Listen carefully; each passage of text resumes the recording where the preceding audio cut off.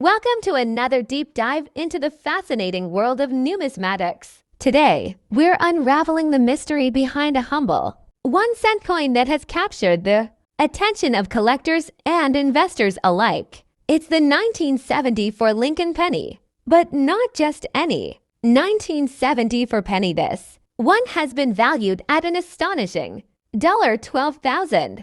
What makes this tiny copper coin worth thousands of dollars? Is it rare? Is there an error?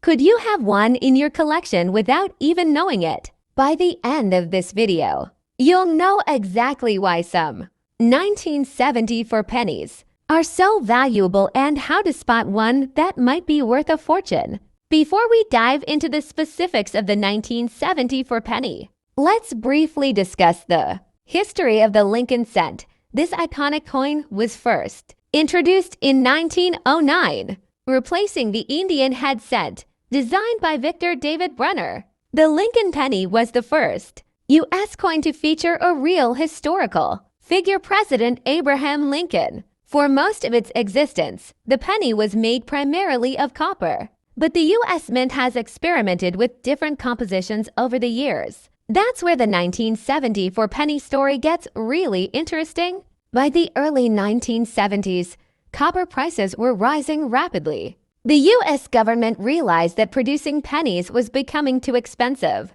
so the mint began testing alternative materials for the 1-cent coin. In 1974, several experimental coins were struck in different compositions, including aluminum, bronze-clad steel, and even plastic. The most famous of these test coins were the 1974 aluminum pennies, and this is where the real treasure hunt begins. Only a handful of these 1974 aluminum pennies were made, and they were never released into circulation.